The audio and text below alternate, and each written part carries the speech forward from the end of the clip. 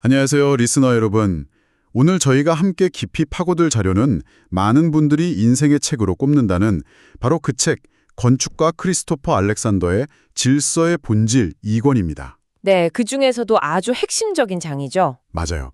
8장, 단계적인 적응을 한번 집중적으로 파헤쳐 보려고 합니다. 이 장이 던지는 질문이 굉장히 근본적이에요. 우리가 매일 걷는 도시, 일하는 건물, 심지어 집 앞에 작은 계단 하나까지 네, 어떻게 하면 그 공간들이 정말로 살아있다고 느껴지게 만들 수 있을까 하는 거죠. 사실 저는 이 책을 읽기 전까지는 공간이 살아있다는 표현 자체를 진지하게 생각해 본 적이 없었던 것 같아요. 그렇죠. 보통은 그냥 예쁘다 아니면 기능적이다 이 정도로 생각하잖아요. 네네, 딱 그 정도죠. 근데 저자는 그보다 훨씬 깊은 차원의 어떤 생명력을 이야기하는 거고요. 그래서 이 장의 주장은 정말 도발적입니다. 어떤 점에서요? 한마디로 우리가 지난 수백 년간 건물을 지어온 방식, 그러니까 완벽한 청사진을 그리고 그대로 시공하는 그 방식 자체가요. 네, 살아있는 구조를 만드는 데 근본적으로 실패할 수밖에 없다는 거예요. 청사진이 문제라뇨? 건축의 가장 기본 아니었나요? 모든 걸 미리 계획하고 오차 없이 실행하는 게 현대 기술의 정수라고 생각했는데 그걸 정면으로 반박하는 거네요. 맞아요. 그래서 그 대안으로 제시하는 게 바로 점진적이고 적응적인 과정이에요. 점진적이고 적응적인 과정? 네, 마치 생물이 환경에 맞춰 진화하는 것처럼 건물도 지어지는 과정에서 주변 환경과 계속 대화하면서 스스로 형태를 찾아가야 한다는 거죠. 아, 그러고 보니 IT 업계에서 말하는 애자일 개발 방식이랑 정말 비슷하게 들리네요. 정확해요. 완벽한 계획을 세우고 시작하는 게 아니라 일단 작게 만들어서 테스트하고 피드백 받아서 계속 개선해 나가는 거잖아요. 맞습니다. 분야는 전혀 다르지만 살아있는 시스템을 만드는 원리는 통하는 거죠. 알렉산더는 이 개념을 아주 아름다운 비유로 설명하는데 바로 수선화 비유예요. 네, 저도 이 뷰를 읽고 정말 머리를 한 대 맞은 것 같았어요.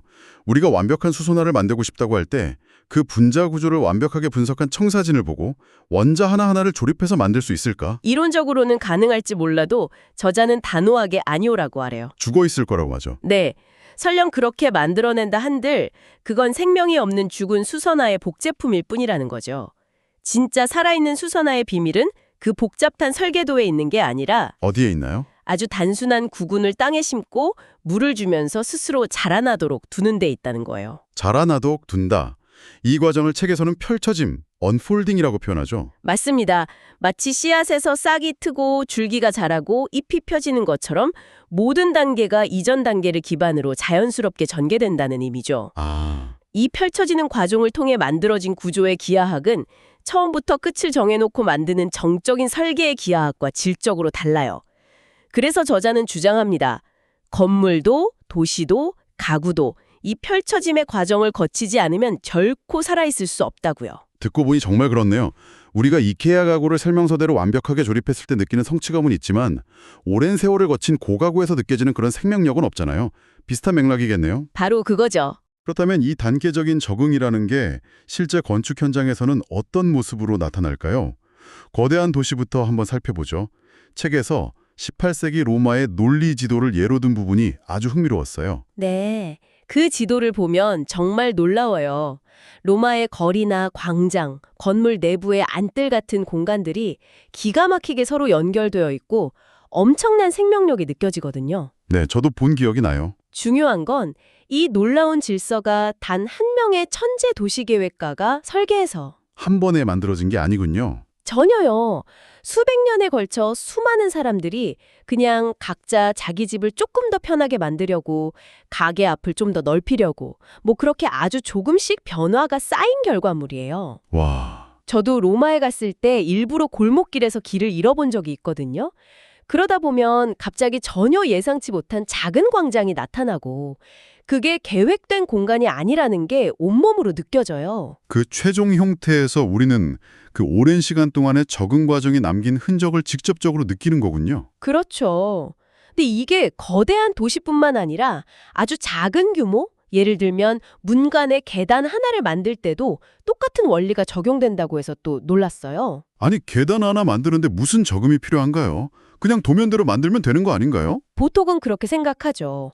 하지만 저자는 그게 바로 죽은 계단을 만드는 방법이라고 봐요. 그럼 어떻게 해야 하죠? 살아있는 계단을 만들려면 도면을 그리기 전에 현장에 직접 가서 임시로 벽돌이나 나무 블럭을 놓아봐야 한다는 거예요. 아, 직접요? 네, 직접 밟아보면서 높이가 편안한지, 길에서 집으로 들어오는 동선과 자연스럽게 이어지는지, 주변의 땅이나 나무와는 어울리는지, 이런 것들을 몸으로 직접 느끼면서 최적의 형태를 찾아내야 한다는 거죠. 주변 환경으로부터 계단의 형태를 얻어낸다는 표현이 인상 깊었어요. 마치 조각가가 돌덩이 안에 숨겨진 형상을 찾아내는 것처럼요. 맞아요. 실제 세계로부터 실시간으로 피드백을 받으면서 그 환경과 완벽한 조화를 이루는 살아있는 중심을 만들어가는 과정인 셈이죠. 근데 이런 방식이 언뜻 보면 좀 비효율적이고 오래 걸릴 것 같은데요. 그렇죠. 그렇게 보일 수 있죠. 하지만 저자는 오히려 정반대라고 주장해요. 여기서 그 유명한 동전 던지기 비유가 나옵니다. 아, 저 이 비유 읽고 정말 무릎을 쳤습니다. 단계적 적응이 왜 선택이 아닌 필수인지를 수학적으로 보여주잖아요. 아주 명쾌한 비유예요. 예를 들어 30개의 변수를 모두 완벽하게 맞춰야 하는 복잡한 문제가 있다고 상상해 보세요. 이걸 동전 30개를 동시에 던져서 모두 앞면이 나오게 하는 게임이라고 해보죠. 네. 우리가 흔히 쓰는 전부 아니면 전무 방식, 즉 청사진 방식은 이 30개를 한꺼번에 던지는 것과 같아요. 29개가 앞면이어도 딱 하나가 뒷면이면 그냥 실패인 거예요. 성공할 확률이 거의 0에 가깝겠는데요? 계산해보면 2의 30제곱분의 1, 그러니까 10억분의 1 정도밖에 안 돼요. 1초에 한 번씩 던진다고 해도 성공하는데 300년이 걸릴 수도 있다는 계산이 나와요. 300년이요? 와. 사실상 불가능한 거죠. 하지만 알렉산더가 말하는 단계적 방식은 달라요. 한 번에 하나씩만 던지는 거예요. 하나씩. 네, 앞면이 나오면 그대로 두고 다음 동전으로 넘어가요. 뒷면이 나오면 앞면이 나올 때까지 그 동전만 다시 던지면 돼요. 아, 훨씬 간단하네요. 네, 이 방식으로는 동전 하나당 평균 2번 정도만 던지면 되니까 30개 모두 앞면으로 만드는 데는 길어야 1분이면 충분해요. 3000년 대 1분이라니. 이 압도적인 차이가 바로 살아있는 건축을 만드는 유일한 길이다. 이런 주장이군요. 바로 그거죠. 생물학적 진화의 비밀이기도 하고요. 알겠습니다. 일단 문제를 잘게 쪼개서 단계적으로 접근하는 게 핵심이군요. 그런데 책을 보면 그것만으로는 부족하다고 해요. 각 단계마다 반드시 피드백이 있어야 한다고 강조하는데 여기서 현재 건축의 진짜 문제가 드러나는 것 같아요. 맞아요. 각 단계의 변화가 정말로 전체를 더 좋게 만드는지, 저자의 표현을 빌리자면 생명의 정도를 높이는지 확인할 수 있는 실질적인 피드백 과정이 필수적이에요. 책에서 콘서트홀 설계 사례를 드는데 보통 건축가는 아이디어를 구상하고 멋진 도면을 그리고 구조 계산을 하죠. 근데 이 과정 내내 그래서 이 공간이 실제로 사람들에게 어떻게 느껴질까에 대한 실질적인 피드백은 거의 없다는 거예요. 아, 그러네요. 이 의자에 앉으면 편안할까? 소리는 잘 들을까? 이런 건 도면만 봐서는 절대 알 수 없으니까요. 그렇죠. 그러면 해결책이 뭘까요? 요즘엔 VR이나 아주 정교한 3D 렌더링 기술도 있잖아요. 그걸로 시뮬레이션 해보면 꽤 정확한 피드백을 얻을 수 있지 않을까요? 아주 좋은 질문이에요. 많은 사람들이 그렇게 생각할 수 있죠. 하지만 저자는 오히려 그런 최신 기술의 완벽함을 경계해요. 완벽함을 경계한다고요? 네, 너무 정교하고 비싼 모델은 우리를 평가자로 만들어요. 좋군, 계획대로야 하고 승인 도장을 찍게 만들죠. 하지만 저자가 제안하는 건 아주 단순하고 저렴하고 거친 종이와 판지 모델이에요. 그게 왜 더 낫다는 거죠? 중요한 건 이 모델이 최종 결과물을 보여주는 발표용이 아니라는 거예요. 일종의 실험 도구인 셈이죠. 실험 도구요? 네, 싸고 거칠기 때문에 망가뜨리는 걸 두려워하지 않고 계속 자르고 붙이고 고쳐나갈 수 있어요. 여기를 좀 더 높여볼까? 이 벽을 터보면 어떨까? 하면서 공간의 느낌을 직접 손으로 확인하는 거죠. 아, 순서가 완전히 반대네요. 보통은 도면을 다 그리고 모델을 만드는데 그렇죠. 이 거친 모델이 만족스러워졌을 때 그때 비로소 그걸 바탕으로 정식 도면을 그리는 거예요. 이 조잡해 보이는 모델이야말로 진짜 현실적인 피드백을 주는 가장 강력한 도구라는 겁니다. 와, 역설적이네요. 완벽하지 않기 때문에 더 나은 결과물을 만들 수 있다니 이건 굉장히 중요한 점을 시사하는 것 같아요.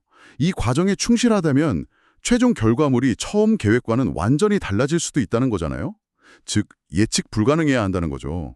바로 그 점이 살아있는 과정의 핵심이에요. 진정으로 피드백에 적응하는 과정이라면 최종 결과를 미리 완벽하게 알 수 없어야 정상이에요. 저자는 이걸 나비 효과라는 표현까지 써서 설명해요. 나비 효과요? 네, 예를 들어 창문 위치를 정하는 상황을 생각해보죠. 도면상으로는 남쪽 벽 중앙에 내는 게 가장 합리적이었어요. 네, 보통 그렇게 하죠. 그런데 건물의 골조가 세워진 뒤에 직접 그 방 안에 서 보니 약간 동쪽으로 몸을 틀었을 때 보이는 저 멀리 산봉우리의 능선이 기가 막히게 아름다운 거예요. 아, 그건 도면에서는 절대 알 수 없는 정보네요. 그렇죠. 그래서 현장에서 창문 위치를 계획과 다르게 살짝 동쪽으로 옮겼다고 해봐요. 그럼 그 작은 변화가 그걸로 끝나지 않아요. 연쇄 반응이 일어나나요? 네. 창문이 옮겨졌으니 그 옆에 두려던 책장의 위치가 애매해져요. 그래서 책장을 반대편 벽으로 옮기기로 해요. 그랬더니 이번엔 출입문 위치가 어색해져서 문 위치로 조금 바꾸게 되죠. 와, 이런 식으로 아주 작은 초계값의 차이가 연쇄 반응을 일으켜서 전혀 예상치 못했지만 처음 계획보다 훨씬 더 근사하고 조화로운 공간을 만들어내는 거예요. 와. 그러니까 최고의 결과는 계획을 완벽하게 따를 때가 아니라 계획을 기꺼이 버릴 준비가 되어 있을 때 얻어진다는 말이군요. 이건 건축뿐만 아니라 우리 인생에도 적용해 볼 수 있는 통찰 같아요. 맞습니다. 이 모든 개념을 하나로 종합해서 보여주는 정말 생생한 이미지가 책 마지막에 등장해요. 아, 화가 앙리마티스가 그림을 그리는 영상이죠? 네, 완벽한 예시입니다. 저자가 직접 소장했던 필름이라고 해요. 영상을 보면 마티스는 우리가 생각하는 것처럼 미리 스케치를 다 해놓고 그 선에 맞춰 색을 칠하는 방식으로 작업하지 않아요. 어떻게 그리는데요? 그의 부스미 든 손은 캔버스 위를 한참 맴돌아요. 마치 먹이를 찾는 매처럼요. 그러다가 지금 이 그림의 전체적인 조화를 위해 다음 붓터치가 가장 절실하게 필요한 지점을 정확히 찾아내서 점을 찍거나 선을 긋죠. 그림과 대화를 나누는 것 같네요. 완벽한 표현이에요. 그는 자신의 머릿속 계획에 반응하는 게 아니라 매 순간 변화하고 있는 실제하는 대상, 즉 캔버스 위의 그림 자체와 끊임없이 피드백을 주고받는 거예요. 그걸 건축가와 비교하죠. 네, 아주 신랄하게요. 건축가는 실제 지어질 건물에 반응하는 게 아니라 책상 위 종이 위의 선에 반응할 뿐이라고요.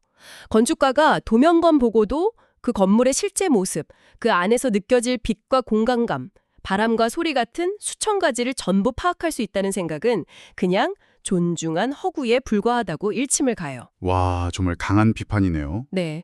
그리고 바로 이 현실적인 피드백의 부재가 우리가 왜 그토록 많은 돈과 노력을 쏟아붓고도 생명력 있는 건축을 만드는데 계속 실패하는지에 대한 근본적인 이유라고 진단하는 겁니다. 그렇다면 이 모든 논의가 우리에게 의미하는 바는 무엇일까요?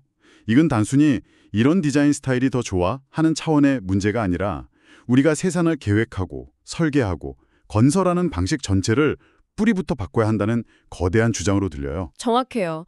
미래를 미리 완벽하게 계획하고 통제하려는 경직되고 하향식인 접근에서 벗어나야 한다는 거죠. 대신 건물이, 도시가, 공동체가 스스로 최적의 형태를 찾아가도록 허용하는 유연하고 역동적이고 실험적인 과정으로의 전환을 촉구하는 거예요. 건물의 미래가 미리 정해져 있지 않고 과정 속에서 계속 변화할 수 있도록 열어두자는 거죠. 오늘 내용을 들으신 여러분께 마지막으로 생각해 볼 질문을 하나 던져드리고 싶어요. 여러분이 진정으로 사랑하는 공간, 이상하게 마음이 편안하고 살아있다고 느끼는 장소를 한번 떠올려 보세요. 네. 할머니 댁의 폐마루일 수도 있고 단골 카페의 창가 자리일 수도 있겠죠. 그것이 과연 완벽한 청사진 한 장으로 단번에 만들어질 수 있었을까요? 아니면 지금의 그 모습을 갖추기까지 시간 속에서 펼쳐진 수많은 사람들의 적응과 보살핌의 흔적을 느낄 수 있으신가요?